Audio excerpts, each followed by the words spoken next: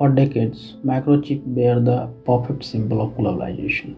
Designed in California, manufactured in Taiwan, and assembled in China, and shipped everywhere. But when the pandemic hit, that perfectly choreographed dance stopped. We realized something terrifying. We had outsourced our brain. The entire global economy, cars, phones, weapons, hospitals, relied on a handful of specialized fabrication plants in one single geographically vulnerable region. Suddenly, economic logic flipped. The trade-off was no longer cheap versus cheaper, it was efficiency versus resilience. And because of this, in every capital city from Washington to Brussels, the policy alarm started ringing. This is where industrial policy comes in. It is not a new idea. It is essentially a government deciding that certain industries, whether it's steel in the 1950s or microchips today, are too important to left to the free market. Today, industrial policy has two primary weapons: subsidies and tariffs. Let's look at the USA Chip Act. This act will spend over $52 billion in direct government subsidies to lure chip makers like TSMC and Samsung to build plants inside the USA. This is not a small aid. This is a cold hard bet that a geographical advantage is worth its weight in gold. But this is the paradox. You just don't order a high-tech ecosystem. TSMC brought its fabs, but it ran straight into a labor shortage, regulatory hurdles, and a cost structure that is 4 times higher than in Taiwan. The free market chose Taiwan for a region. The result is a system of managed trade. It's not free trade. It's not outright protectionism either. It is a series of incentives and barriers designed to force global supply chains to follow a political map, not an economic one. The costs: experts estimate that just this initial onshoring push will add hundreds of billions to the cost of consumer, electronic, and industrial equipments over the next decade. The chip we rely on is getting much, much more expensive. The problem with every industrial policy is that it is a zero-sum game. When the USA puts down a chip factory, it does not appear out of thin air. It has to come from somewhere else. Enter Europe. The EU realized it has a big reliance on both the USA and Asia for high-end industrial and household goods. To counter this, they launched its own counter, the Green Deal Industrial Plan, with a goal to be a world leader in clean energy, hydrogen tech, and battery storage.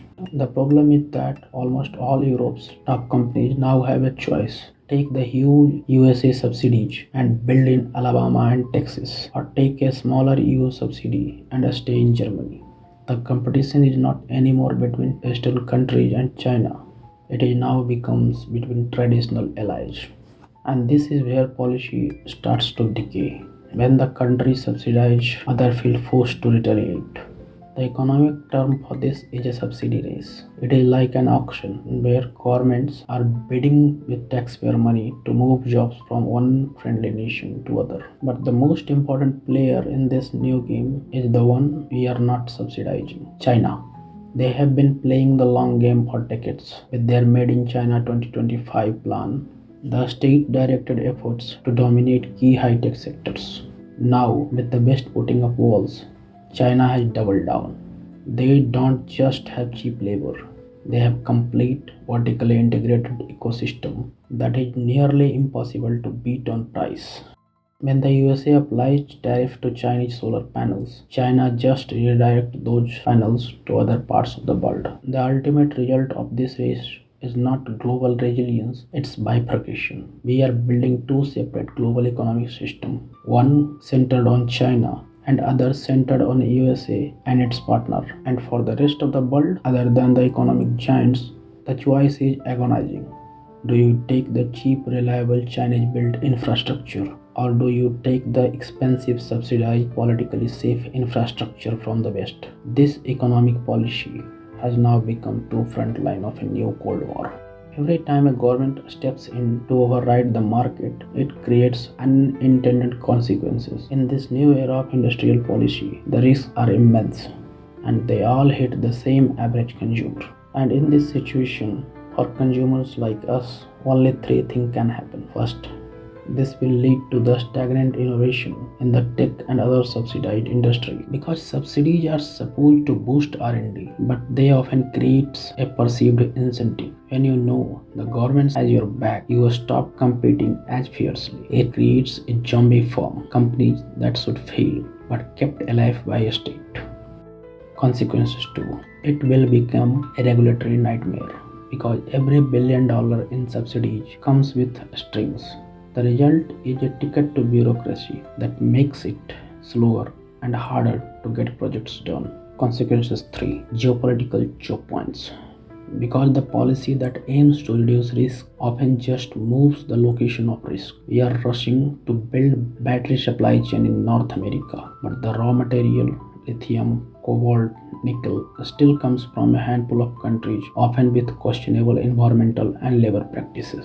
This is the economic term of the year, rent seeking. This is when a company spends money not on making a better product but on lobbying the governments for a bigger subsidy check. This leads to diverging talent and capital from innovation to political influence. The political incentive is undeniable. Politicians want to cut ribbon on new factories in their district. They get credits for jobs created now, even if those jobs are maintained by permanent costly subsidies paid by the taxpayers later. The ultimate cost is not just to the balance sheet, it is to the core economic principle of competitive advantage. The idea that everyone is richer if we all specialize in what we can do best. But by forcing production back to place where it is not efficient, we are willingly accepting a lower global economic output. So if the subsidies are so flawed, why is everyone doing it?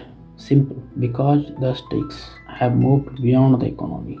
They are now about national security and climate survival. No politician wants to be the one who stood by while a foreign rival cuts off their access to essential medicines or the chips needed for their fighter jets. The economic price tag is now a national insurance premium. So where does this leaves us? Is the great globalization an economic blunder or a necessary evil? The argument for industrial policy is no longer purely economic, it is an existential. It is the political system adapting to a world where conflict and climate change are bigger risks than a few extra points on inflation. The good news is that this transition will create some new opportunities. It will force investment into areas of fundamental science and engineering that the free market neglected because the payoff was too slow or too complex. The bad news is that we, the consumers, will be paying for the insurance policy in two ways. First, through higher taxes to fund the subsidies, and second, through the permanently higher prices for goods that are now being made in a less efficient but safer location. The age of cheap is over. And here is the thing that truly determines if this works, because it's all about the exit strategy. If these subsidies become a permanent political fixture designed to keep politically influential, inefficient companies alive forever, then it is a massive failure. For industrial policy to succeed, it must be temporary, targeted, and demanding. The government provides the initial spark, but the companies must be forced eventually to stand on their own. They must compete not just on subsidies, but with superior innovation. Otherwise, the world is simply sacrificing market freedom for a fragile security, and we will all be paying $1 trillion premium for a new, vulcanized global economy. What do you think? Let me know in the comments below.